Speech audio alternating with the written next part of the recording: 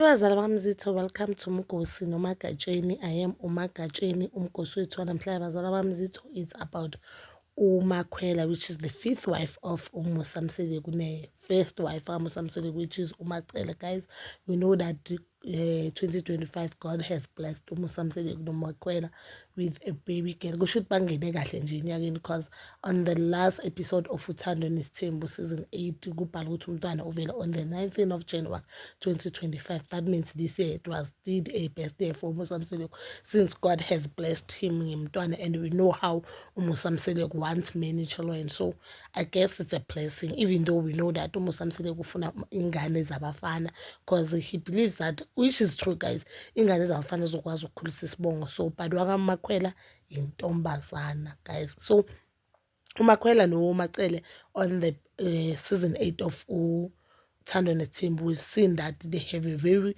good bond and they love each other. uMakhwela uke washo ukuthi yena ingane ucela nje uMacele asale nayo makasayenza enye, and Macele uvumile guys. And even on Mother's Day, uMakhwela did post uMacele and phethe a Mother's Day cake. That means she did buy a present to uMacele. And guys, a lot of viewers, they have been saying uMacele is no longer playing a role ukuba unkosikazi kuMusa Mseleku, but she is playing a role to be umother. Guys, I don't know mina why. What do viewers want? Kahle guys, I really don't know, because to me I don't see anything wrong uMakhwela noMacele if they have a good bond or a good relationship. Now the only problem that I had in uMacele on season 8 is that awukwazi wena ukuthi uamukele omunye unkosikazi or uhlangane nomunye unkosikazi amakhosikazi angazi. Like I was against indlela bayenza ngayo kuMakhwela banoMusa, both of them. uMusa taking uMacele and taking uMakhwela kaMacele and anga-inform abafazi noMacele azi ukuthi there's another wife abayamakhosikazi angazi. I felt as if it's wrong, because at the end of the day you may be the first wife, but sonke samakhosikazi kaMusa. It's not like wena njengoba uyi-first wife angazi khona into etshintshile. We are all abafazi kaMusa, and we are all sonke kaMseleku size ukuzokhulisa umuzi, and sonke kaMseleku silethe umuntu oyi-one, which is uMusa Mseleku. So it is so unfair ukuthi omunye unkosikazi aziswe ngento ezibalekile emndenini, because ukuba khona kaMakhwela end of the day kuzoba impact empilweni yabo bonke. So it was very unfair of uMusa Mseleku ukuthi introduce uMakhwela to uMacele cala ngam-introduce kulaba abanye.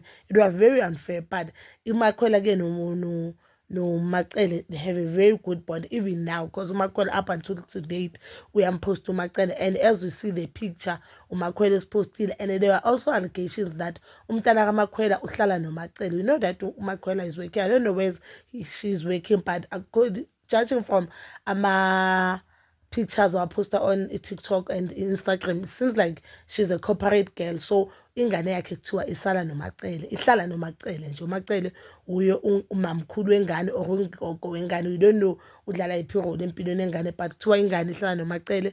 uMacele uye okhulisa ingane kaMakhwela, which is, I don't think it's something new kaMseleku, because the time uMacele complain ukuthi ingane umayeni nomangwabe mabazolanda ingane ababongi sometimes bama ngaphandle.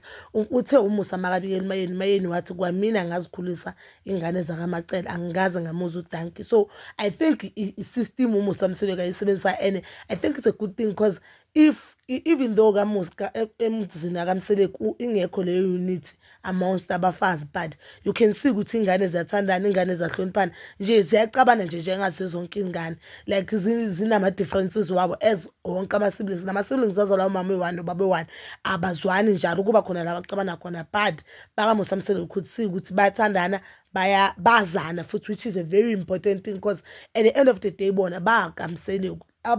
Umayeni angavuka or whoever angavuka tomorrow decide, no what, I don't want to be iphathe kaMseleku ka-divorce uMseleku, but ingane angeke zikwazi ukudivosana, because zithanda zingathanda. At the end of the day banobaba oyi-one and bonke bawuMseleku. So bazali bami Zitho, please do comment down below wena if uyibona kanjani indaba yokuthi indaba ye-friendship or ye-bond yakaMakhwela noMacele. Do you have a problem? Do you see any problem?